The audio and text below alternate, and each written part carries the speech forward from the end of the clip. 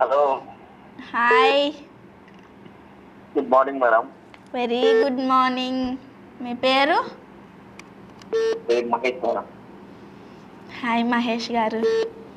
ఈరోజు నేను general knowledge questions ఏం తేలేదు. అయ్యో, గుర్తుపట్టారా? ఏంటండి? గుర్తుపట్టారా మమ్మల్ని? ఎందుకు గుర్తుపట్టాం? మీరు నచ్చి యాంకరింగ్ వస్తుంది మేడం. అవునండి, అవునవును.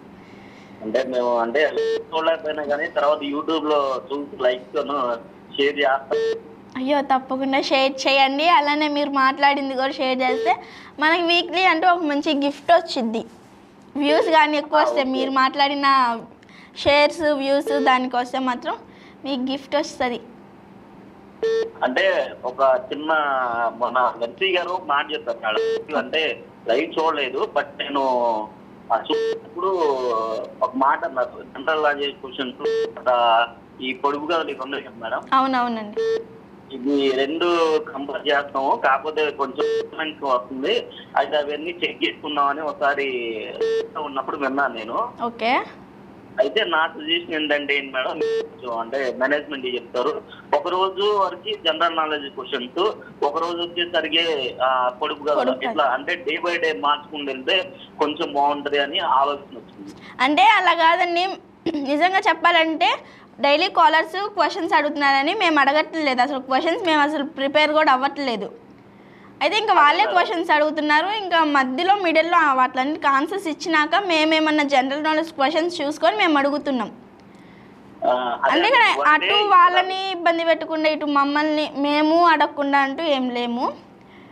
కాకపోతే ఈ మధ్య జనరల్ నాలెడ్జ్ క్వశ్చన్స్ కొంచెం తగ్గినాయి. అంటే నాకు వచ్చిన ఆలోచన ఏంటంటే మేడం, ఒక రోజు ఇలా అడిగారు అనుకోండి, కొంచెం ప్రిపేర్ అవుతారు కదా అండి. ఇప్పుడు ఎగ్జామ్స్ కి ఇలా ప్రిపేర్ అవుతున్నారు కదా, అవునవునండి, కొంచెం వాళ్ళు కూడా తెలుసుకున్నట్టు ఉండదు. జనరల్ నాలెడ్జ్ క్వశ్చన్స్ అంటే జనరల్ నాలెడ్జ్ కాదు. మూవీ నిన్న ఒక సిస్టర్ అడిగారు, ప్రపంచంలోనే అతిపెద్ద క్రికెట్ స్టేడియం అని. అవునండి. స్పోర్ట్స్ మీద కానీ, తర్వాత అంటే నాకు తెలిసినంత వరకు జనరల్ నాలెడ్జ్ క్వశ్చన్స్, తర్వాత ఇప్పుడు రాజకీయాలు ఉన్నాయి కదా మేడం, వీటి గురించి, స్పోర్ట్స్, మూవీస్, ఇలా అంటే వన్ డే ఇలా అడిగితే వన్ డే వచ్చేసరికి ఇప్పుడు పొడుపు కథలు ఇవి ఉన్నాయి కదా మేడం. అవునవునండి. తీసుకుంటే కొంచెం ఏంటంటే ప్రిపేర్ అవుతారు. ఓహో ఈ రోజు మండే కదా, ఈ రోజు జనరల్ నాలెడ్జ్ క్వశ్చన్స్ దేని మీద అడుగుతారు, కొంచెం కొంచెం ప్రిపేర్డ్ గా ఉంటారు. అంటే ఆన్సర్ చెప్పడానికి చాలా మంది అంటే చాలా మంది ఆసక్తిగా ఉన్నారని నేను విన్నాను. అవునండి, అవును.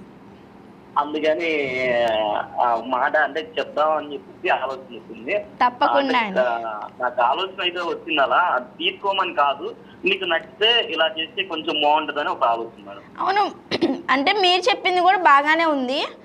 కాకపోతే వాళ్ళు అడుగుతున్నారు కదా, వాళ్ళని కూడా డిసప్పాయింట్ చేయకుండా మేము ఉంటున్నాము. ఓకే, మీరు చెప్పింది ఆలోచన కూడా బాగుంది. కాకపోతే రెండు కంపేర్ చేస్తూ అడుగుతాము, వాళ్ళని డిసప్పాయింట్ చేయకుండా మేము అవ్వకుండా. అలానే మేము కూడా జనరల్ నాలెడ్జ్ క్వశ్చన్స్ అడిగి వాళ్ళని కూడా చూసి వాళ్ళు నేర్చుకునేటట్టు కూడా అడుగుతాం మేము. ఓకే అండి. మరి ఈరోజు మీరేం అడగరా మమ్మల్ని?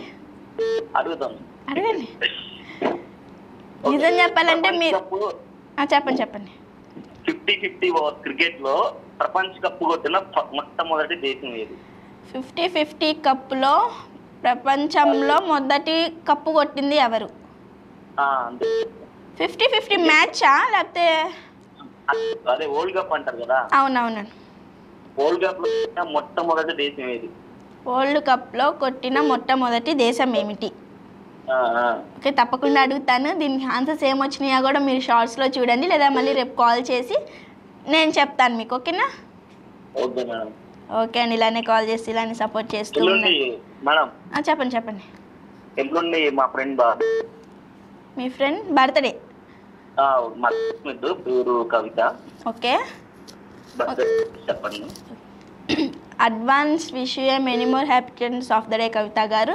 మీ ఫ్రెండ్ గారి తరపున, మహేష్ గారి తరపున కూడా మేము విషెస్ అంటూ తెలియజేస్తున్నాం. మా టీవీ ఛానల్ తరపున కూడా విషెస్ తెలియజేస్తున్నాం.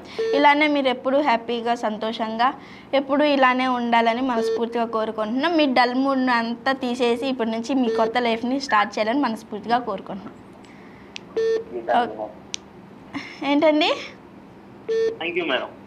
ఓకే అండి, ఇలానే కాల్ చేసి ఇలానే సపోర్ట్ చేస్తూ ఉండండి. ఓకేనా?